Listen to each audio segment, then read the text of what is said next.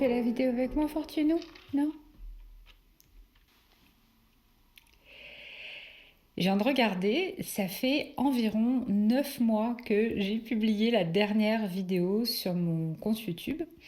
Et il se trouve que cette dernière vidéo était aussi la première que je publiais sur ma chaîne. Donc je pense qu'on peut dire qu'aujourd'hui, c'est la deuxième première vidéo de cette chaîne. J'espère que cette fois, ça va pas rester un vœu pieux et que je vais parvenir à l'alimenter un petit peu comme j'ai envie de l'alimenter. Alors j'avais prévu de tourner dans mon studio, mais il est un petit peu nu en ce moment et du coup il est un peu triste et il manque un peu de lumière. Donc c'était pas terrible, la lumière était pas très jolie. Donc je me suis dit qu'on allait se mettre dans mon salon. Et voilà, il y a le piano à l'arrière, il y a la grande tenture inouïe, il y a des tas de peintures de peintres et de photographes que j'adore. Donc c'est un lieu que j'aime énormément, que je trouve agréable. Et puis la lumière y est très jolie. Donc voilà, aujourd'hui on ne tourne pas dans mon studio, mais les prochaines fois j'espère que ce sera le cas. Et du coup aujourd'hui, je me suis dit que j'avais envie de vous raconter un petit peu ce qui s'est passé en fait depuis que je vous ai laissé dans la dernière vidéo YouTube. Et à ce moment-là, j'étais en train de finaliser les devoirs pour mon diplôme d'art botanique. Voilà, j'avais envie de vous raconter un petit peu ce qui s'est passé depuis et ce que ça a donné et du coup où on en est aujourd'hui. Alors, ce qui s'est passé à ce moment-là, ce qui se passait, c'était que ça faisait déjà presque 4 ans que je partageais mon temps entre, d'une part, mes études d'art botanique. Voilà, j'ai passé un diplôme d'art botanique en avril 2024. Et puis d'autre part, la création de ma plateforme d'enseignement de l'art botanique en ligne. Vraiment, ces deux projets, ça m'a occupé 100% du temps. Et pour être tout à fait franche, je pense que ces 4 dernières années, c'est les 4 années que j'ai le plus aimé de toute ma vie. J'ai vraiment adoré ces 4 ans passés à apprendre et à enseigner. Ça a été vraiment fabuleux. Mais pour fabuleux que ce soit, il manquait quand même un petit ingrédient à mon gâteau personnel. Enfin, je dis un petit ingrédient, mais c'est un ingrédient quand même important, qui est que moi, comme toutes les personnes qui revendiquent une âme d'artiste, eh bien, j'ai besoin, pour me sentir vraiment pleinement accomplie, de travailler à des projets purement artistiques. Mais ces 4 dernières années, passées d'une part à apprendre et d'autre part à créer ma plateforme d'apprentissage ou d'enseignement, m'en ont vraiment pas laissé le temps. Et honnêtement, c'est quelque chose que j'ai accepté. Je sentais qu'il fallait vraiment que je me mette à 100% à ces deux projets pour les mener à bien correctement. Et donc, je n'avais pas de place pour mener en plus un projet artistique personnel. Même moi-même, je me sentais manquer d'espace mental, mais aussi un peu d'outils. J'avais vraiment besoin de déployer une sorte d'aisance dans ma pratique et puis de la creuser un petit peu au fond avant de me lancer dans quelque chose. Et donc au moment où j'ai publié cette vidéo YouTube l'année dernière, c'était un peu ce moment charnière où j'étais sur le point où je venais, je sais plus, de terminer mon diplôme et où j'étais face à cet espace disponible que j'avais pas eu pendant des années et pour me poser la question de et maintenant qu'est-ce que tu as envie de proposer toi en tant qu'artiste, de quoi tu as envie de parler, qu'est-ce que tu as envie d'exprimer. Et voilà, donc j'ai entamé cette démarche au fil des mois, à partir d'avril-mai de l'année dernière, euh, où il était question vraiment de me dire quelle forme ça va prendre.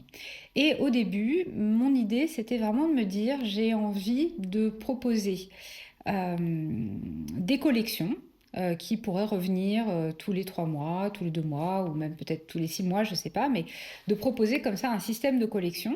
Mon idée, c'était vraiment de travailler autour du thème végétal, que ce soit vraiment de l'art botanique, peut-être un peu moins traditionnel que celui sur lequel j'ai travaillé pendant que je faisais mes études, mais voilà, en tout cas avec une intention peut-être de thématique pour créer des collections, un peu comme les collections de vêtements. Je trouvais que c'était un principe amusant, que ça permet pour les gens comme moi qui aiment bien changer de thème et pas passer des années à mouliner la même information. Ça me semblait me correspondre. Et voilà, donc je suis partie là-dessus, mais j'avais beau dessiner des choses que j'aimais, j'ai travaillé au début sur les fraises et ça me plaisait vraiment. Même je dirais que le résultat me plaisait. Mais il y avait comme une petite dissonance à l'intérieur de moi que je ne saurais pas vraiment expliquer. Il y avait cette petite dissonance, cette petite impression qu'il manque quelque chose à mon gâteau personnel pour que la recette soit vraiment cool, quoi. Voilà. Même si je me l'expliquais pas vraiment, je ressentais cette sorte de frustration, ce truc de il manque un truc. Mais bon, bah dans ces cas-là, malheureusement, on n'a pas non plus 50 solutions. Quand on sent qu'il manque un truc, mais qu'on ne sait pas vraiment quoi et qu'on ne sait pas où chercher, moi, en tout cas, ma seule réponse à une question comme ça, c'est continue d'avancer. Et en avançant, peut-être que les choses vont s'éclaircir. Et en tout cas, je suis assez convaincue que c'est pas en réfléchissant au problème que la solution arrive, quoi. C'est vraiment en étant dans le concret, en travaillant, en dessinant, en peignant, en essayant des choses, que les solutions finissent par émerger. Et puis finalement, c'est assez rigolo parce que parfois on a vraiment l'impression que c'est les idées qui viennent à nous et pas le contraire. Finalement, au moment, ça devait être autour de mai-juin, au moment de l'anniversaire de mon petit filleul qui fêtait ses 8 ans, j'avais envie de lui offrir une peinture miniature. Et j'avais envie de lui offrir parce que, de manière tout à fait surprenante pour un petit garçon de son âge, il s'intéresse vraiment à ma peinture depuis qu'il est tout petit. Je pourrais en reparler dans une autre vidéo, mais c'est vraiment étonnant. Il a il pointe en fait des caractéristiques de ma peinture qui me paraissent être des réflexions un peu d'adulte et pas des réflexions d'enfant. Donc c'est vraiment intéressant. Puis je vois que ça l'intéresse vraiment. Et donc je m'étais dit pour son anniversaire, je vais lui offrir une petite peinture miniature sur un sujet qu'il aime. Et puis je tournais un peu autour de mon sujet, je cherchais les sujets qui l'intéressent. C'est un enfant qui s'intéresse à plein de trucs, mais évidemment comme beaucoup d'enfants, bah, justement les centres d'intérêt évoluent beaucoup et évoluent rapidement avec le temps. Donc je finis par appeler sa maman, qui est mon amie d'enfance, pour lui exposer mon idée, vérifier un petit peu au passage, voir si ça lui paraissait à elle aussi être une bonne idée. Et puis donc je lui fais la liste un peu des choses auxquelles j'ai pensé. Puis au bout d'un moment, elle me dit, mais tu sais, Anso, si tu veux lui faire plaisir, il faut que tu lui dessines ses doudous. Et en fait, au moment où elle me dit, si tu veux lui faire vraiment plaisir, il faut que tu lui dessines ses doudous, dans ma tête, il faut que tu lui dessines, j'ai pu terminer la phrase. Je me suis dit, bien sûr que c'est ses doudous. C'est un enfant qui a un monde imaginaire, un monde intérieur qui est très très vaste et très intense. Et ces doudous, pour lui, revêtent une importance vraiment incroyable et sont vraiment des personnes qui existent concrètement dans sa vie. Et, euh, et, et donc, mon ami me dit ça. Moi, dans ma tête, je finis sa phrase en me disant, mais oui, bien sûr qu'il faut que je peigne son doudou, c'est ça qui va lui faire plaisir. Et instantanément, mon esprit a fait le bond d'après. C'est-à-dire qu'instantanément, je me suis dit, mais c'est ça que j'ai envie de peindre. J'ai envie de peindre en miniature les doudous des gens. Et c'était bizarre parce que c'était pas du tout ça mon projet depuis plusieurs années. C'était pas du tout comme ça que j'avais imaginé ce que serait mon projet artistique. Mais il s'est vraiment dessiné dans ma tête en une fraction de seconde. Et puis bon, finalement, en plus pour l'anniversaire de mon filleul, je n'ai pas du tout fait ça parce que j'ai manqué de temps, puis il fallait prendre des photos des doudous, enfin bref, c'était tout un truc. Entre-temps, moi, je m'étais déjà lancée dans la création d'une première collection qui était plutôt autour du thème botanique et naturaliste avec des fleurs, des coquillages, j'avais déjà travaillé sur le thème de l'été. Donc j'étais lancée déjà dans ce projet que j'avais commencé et que j'ai adoré faire d'ailleurs. Hein. C'est pas, je renie pas du tout ce projet. Au contraire, ça m'a vraiment nourri de faire ce projet. Et puis est arrivé l'été. Et pendant l'été, bah justement, on s'est retrouvé un après-midi avec mon ami d'enfance, son mari, ses enfants. Et puis là, j'ai pris le prétexte un peu du jeu pour dire, hey, vous voulez pas qu'on prenne en photo les doudous, les enfants, vous voulez pas qu'on fasse des portraits des doudous. Donc j'ai fait à ce moment-là un peu l'air de rien. Je sais pas s'ils m'ont grillé ou pas, mais en tout cas, non, j'ai eu l'impression que ça marchait bien, ma petite astuce. Et donc, je suis repartie avec plein de photos de référence de multiples doudous. Et puis bah voilà, le temps a un petit peu passé avant que je puisse trouver bah, de l'espace pour commencer à travailler là-dessus. Et puis je pense que c'est en septembre que j'ai commencé vraiment avec une première esquisse, avec un premier essai. Et puis tout de suite, j'en ai parlé autour de moi. Et puis tout de suite, j'ai senti que il se passait quelque chose avec ce projet. Que les personnes, c'était assez marrant d'ailleurs parce que d'un côté, il y avait la personne qui était tout de suite super enthousiaste et qui me montrait le doudou de leur enfant ou le leur ou qui me racontait plein de choses. Et puis de l'autre côté, il y avait aussi une petite partie des gens autour de moi qui me regardaient d'un air un peu dubitatif et puis vraiment l'air de me dire ouais, alors moi ça me parle pas du tout ton projet, je trouve ça nul. Et en général, ce qui se passait, c'était qu'il me regardait d'un air un peu dubitatif, désabusé, puis au bout d'un moment, il me disait ah ben alors attends, parce que si tu veux des histoires de doudou, attention, hein, moi j'en ai des histoires de doudou. Et puis blablabla, tout à coup, la parole, les personnes devenaient complètement inarrêtables et avaient des super histoires de doudou à me raconter. Et finalement, parmi ces personnes-là, il y a un certain nombre de personnes à qui j'ai fini par dire mais moi je voudrais la photo de ce doudou et je voudrais le raconter en fait, je voudrais raconter son histoire. Et donc c'était assez amusant parce que c'est un projet qui a laissé personne indifférent. Et moi, je me suis aussi tout de suite rendu compte à quel point c'était comme un acte un peu sacré de peindre ces petits personnages qui habitent ou ont habité si intensément l'imaginaire des personnes qui en ont fait des compagnons de vie. Et, euh, et voilà, c'est comme ça qu'est né le projet Doudou. Et bon, alors pour l'instant, c'est le nom que je lui ai donné. Voilà où j'en suis. Alors, j'ai commencé à partager ce projet sur les réseaux sociaux. Je crois qu'au moment où je tourne la vidéo, j'en ai partagé 5, mais en réalité, j'en ai peint plus que ça. Là où j'en suis, déjà, j'en ai peint une vingtaine. J'ai déjà une vingtaine de doudous. En fait, j'ai voulu le faire en avance parce que j'ai tendance à me décourager un petit peu. Les réseaux sociaux, bah, y a vraiment une forme amplificatrice qui peut être très positive et très négative parfois. Et là, je m'étais dit, je veux absolument me tenir loin d'une réaction à chaud de qui que ce soit parce que moi j'ai besoin de mener ce projet à bien et je ne veux pas me laisser décourager en cours de route si jamais ça n'intéresse pas grand monde. Donc j'ai vraiment voulu me mettre comme des barrières un petit peu pour pas risquer de me trahir moi-même et de me dire je vais au bout de ce projet quoi qu'il arrive. Donc, quel est le projet du projet Doudou? L'idée donc, comme je vous ai expliqué, c'est de peindre des portraits de doudou qui ont plutôt des histoires. En fait, moi, je suis plus intéressée par l'histoire du doudou que le doudou lui-même, qui peut être beau, laid, usé, neuf. Peu importe au fond son histoire, ce qui m'intéresse, c'est de raconter les choses qui sont en lien avec cette partie de nous, avec l'enfant qu'on a été, ou avec nos enfants, ou avec pourquoi pas aussi nos parents. Il y a beaucoup d'histoires de transmission, je me rends compte à travers ce projet.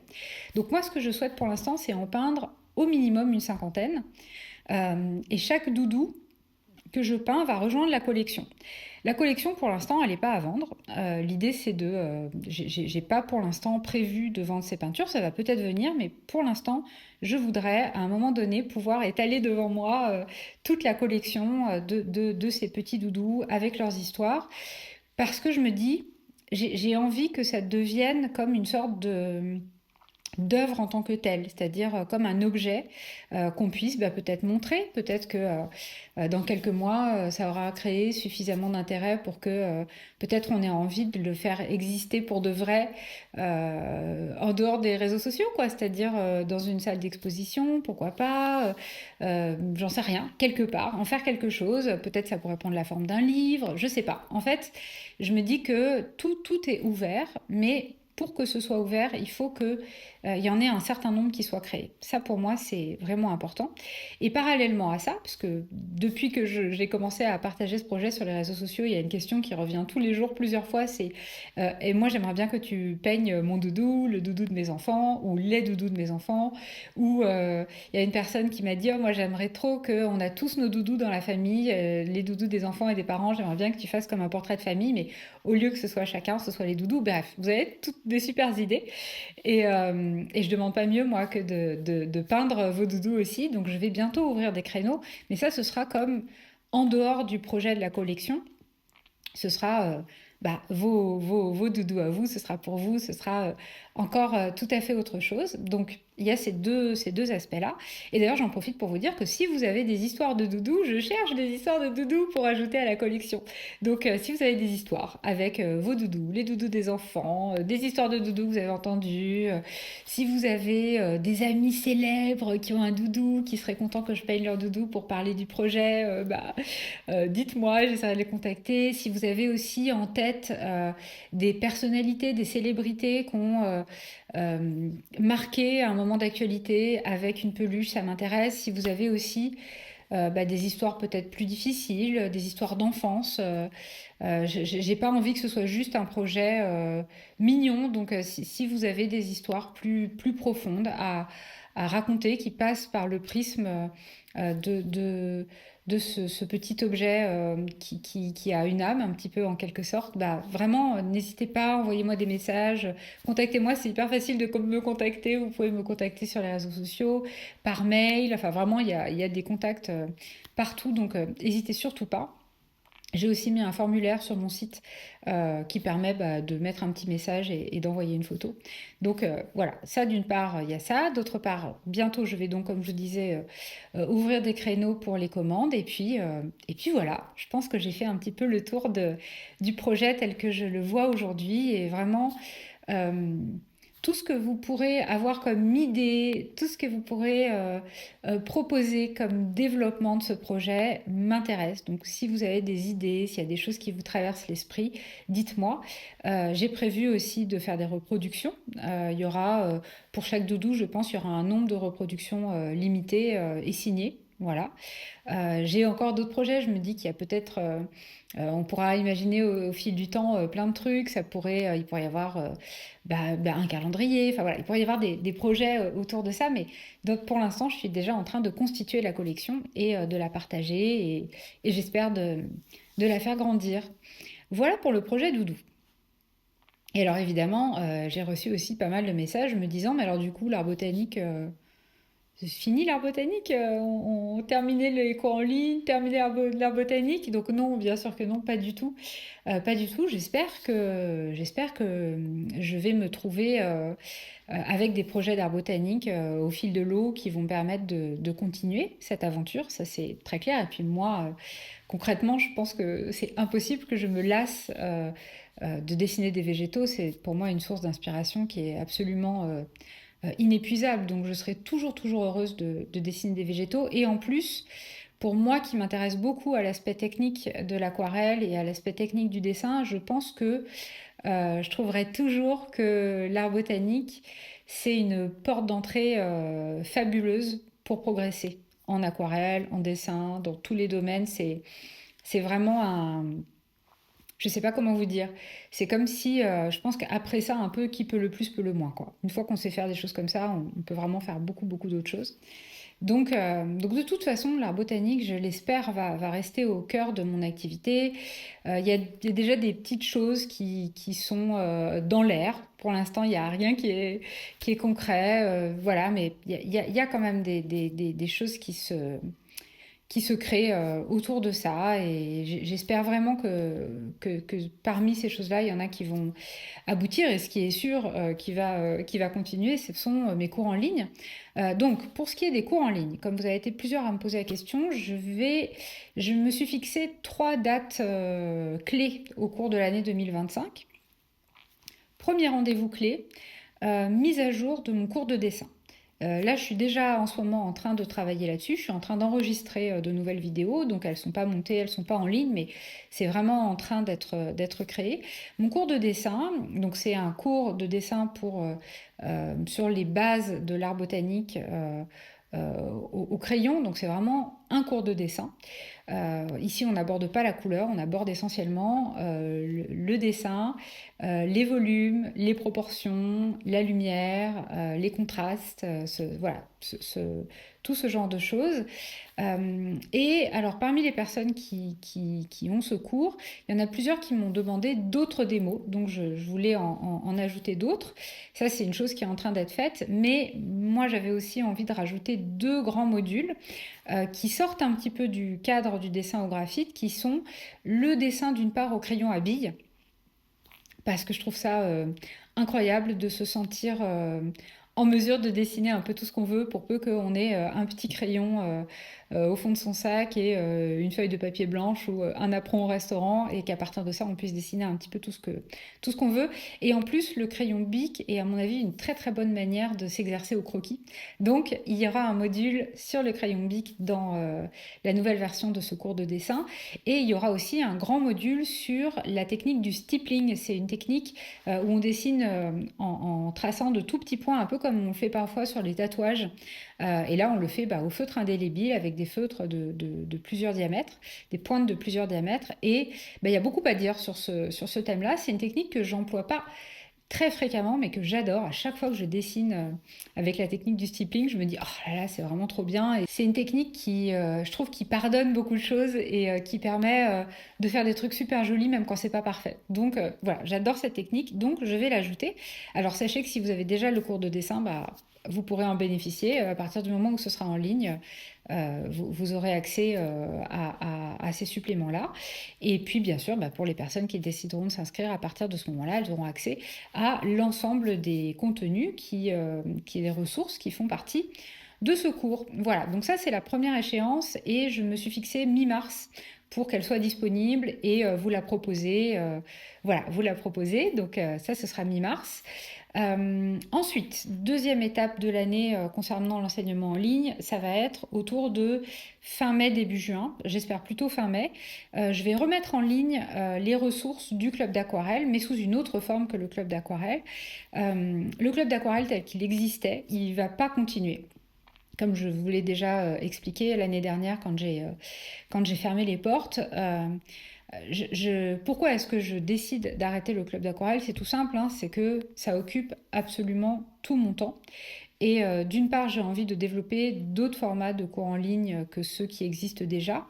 Et comme je le disais, d'autre part, j'ai vraiment très envie de développer un volet purement artistique à mon travail, puisque c'était la racine de pourquoi j'ai décidé de changer de carrière, c'était que j'avais envie voilà, d'exprimer des choses à travers la peinture. Donc, je ne veux pas que l'essentiel de mon travail, ce soit de l'enseignement, je voudrais que ce soit bien balancé entre un travail artistique et de l'enseignement.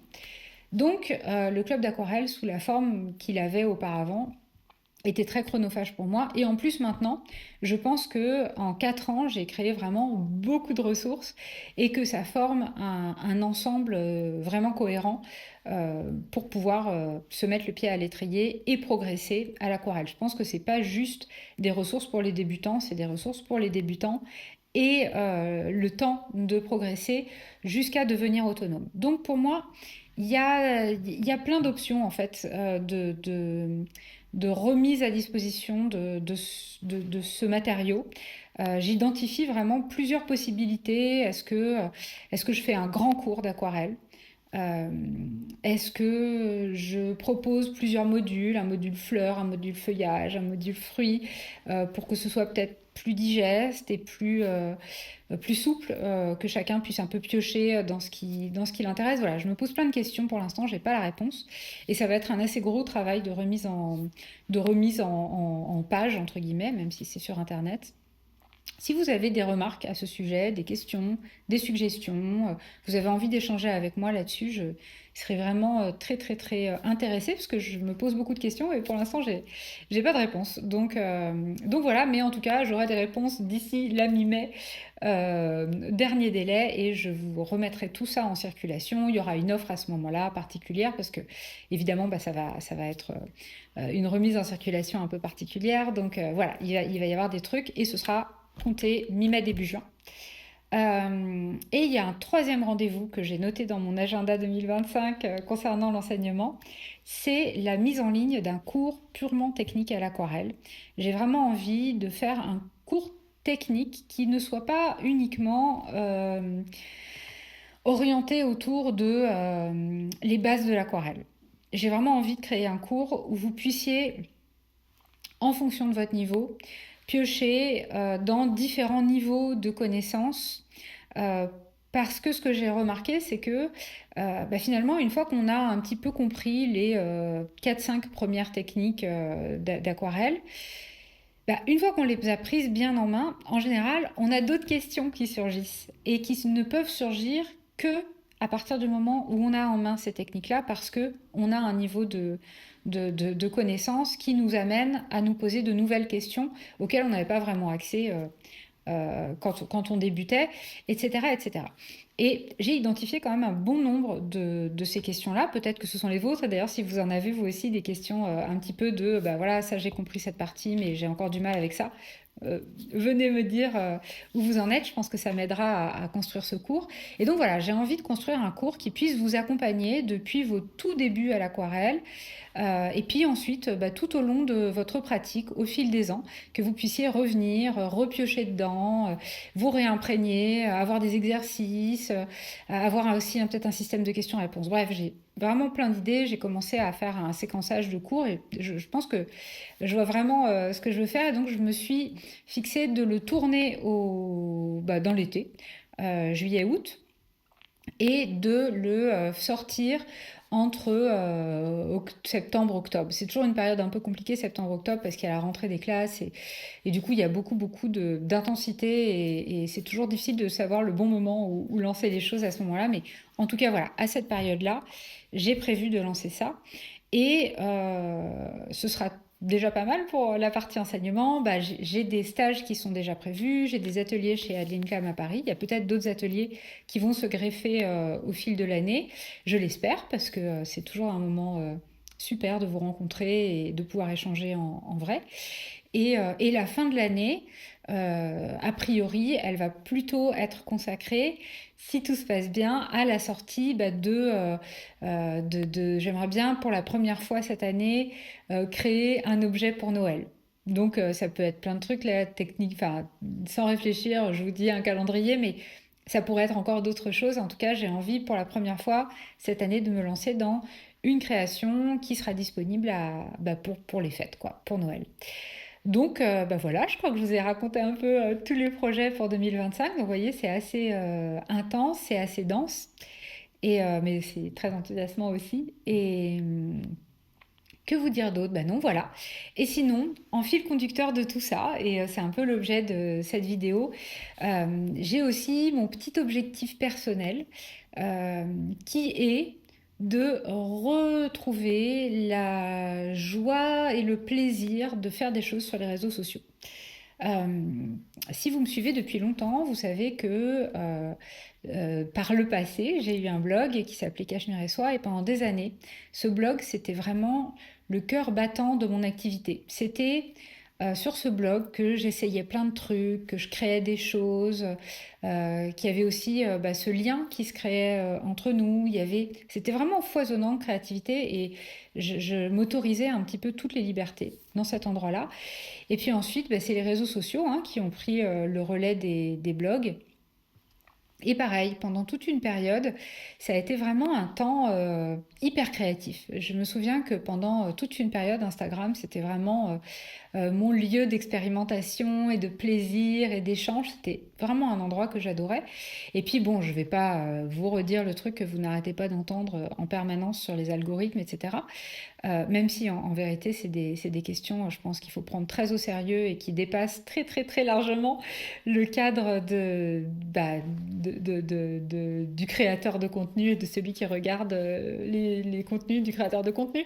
Ça dépasse vraiment très largement dans ce cadre-là, mais c'est vrai que je pense que pour beaucoup de gens de ma génération qui ont eu des blogs et ont assisté à l'émergence des réseaux sociaux, il y a eu une sorte vous savez, quand les règles du jeu, d'un jeu auquel vous savez très bien jouer, changent du jour au lendemain radicalement, c'est très difficile de s'y adapter. C'est très difficile de s'y adapter et d'ailleurs, et c'est beaucoup plus facile de commencer sans avoir eu des habitudes. C'est-à-dire que les gens, j'ai vu plein de jeunes gens, plus ou moins jeunes d'ailleurs, mais des personnes qui commençaient à s'intéresser aux réseaux sociaux après que ces nouvelles règles soient entrées en vigueur, et qui font des trucs que je trouve vraiment intéressants et vraiment bien et de bonne qualité. Et on dit tout le temps que c'est de moins en moins bien, mais moi je trouve que c'est pas vrai. Il y a des tas de gens qui font des choses extraordinaires sur les réseaux sociaux. Mais je pense que les gens de ma génération, c'est-à-dire des gens qui avaient un grand passif sur Internet avant, ben, ont eu des difficultés et ont des difficultés ben, à se réinventer parce que réapprendre, désapprendre quelque chose pour le refaire différemment, c'est beaucoup plus difficile que de le faire un peu ex nihilo. Et une des résolutions voilà, que je me suis... ah, j'ai plus de voix. Et une des résolutions que j'ai pour cette année 2025, c'est essayer de retrouver cette joie que j'avais à fabriquer des choses sur les réseaux sociaux. Finalement, ce dont je m'aperçois, c'est que les choses que moi je suis et qui m'intéressent, c'est toujours des gens qui proposent des choses bien faites, des choses qui paraissent faites avec amour. Et donc, ben voilà, c'est ma résolution, ma petite résolution perso pour cette année, c'est de retrouver de l'amusement, à être présente sur les différents médias sociaux, à échanger, à proposer des choses. Alors évidemment, hein, ça va être autour de mes projets artistiques, mais et de l'enseignement aussi. Mais voilà, c'est mon petit but personnel que j'espère mener à bien vraiment dans la joie, quoi. L'objectif, c'est que ce soit la joie qui et l'amusement et le plaisir qui dirigent un petit peu tout ça. Donc, euh, donc voilà. Et là, je pense que je vous ai dit tout ce que j'avais envie de vous dire dans cette deuxième première vidéo de ma chaîne YouTube. Et je me disais que la chose que j'avais envie de faire la prochaine fois avec vous pour une prochaine vidéo, c'est vous emmener voir un petit peu mon petit studio, voir comment il est aménagé. En fait, à Noël, avec mon mari, on a échangé nos bureaux. Lui, il a récupéré mon petit studio que j'adorais, mais qui effectivement était un petit peu étroit parce que j'ai investi dans scanner, imprimante, etc., etc. Et ça prenait vraiment beaucoup de place. Et du coup, bah, j'ai récupéré le grand bureau, qui à mon avis a un petit peu moins de charme que le petit, mais voilà, qui était plus adapté à mes besoins. Et mon mari, lui, il préfère le petit bureau, donc il était ravi. C'est même lui qui m'a un peu poussé dehors à un moment donné. Il m'a dit, bon allez viens, on échange là, c'est bon, on arrête de tourner autour du pot, file-moi mon petit bureau. Et, euh, et donc bon, il a encore besoin d'un petit peu de déco et d'aménagement. Mais par contre, du coup, bah, pendant les vacances, on a créé un grand espace de rangement avec, je trouve, des rangements très malins qui vous intéresseront certainement si vous avez envie d'avoir un espace créatif chez vous. Je vous montrerai comment est-ce qu'on a aménagé ça, c'est vraiment bien. Et donc voilà, je me disais que j'allais vous proposer un petit studio tour de mon tout petit. C'est assez marrant parce qu'il, du coup, il est assez grand, mon studio, et à la fois, bah, c'est tout petit parce que moi j'ai une mini table et des mini pinceaux, une mini palette et tout est mini, à part les placards et l'espace qui est grand. Donc voilà. Et puis sinon, bah, en dehors de ça, pour les vidéos YouTube à venir, si vous avez des suggestions, ça m'intéresserait vraiment de savoir ce que vous auriez envie de trouver ici. Moi, j'ai envie de vous proposer bah, peut-être des démonstrations en temps réel, pourquoi pas en live, façon un peu Twitch, vous voyez ce que je veux dire. Pourquoi pas des petits tutos aussi si ça vous tente.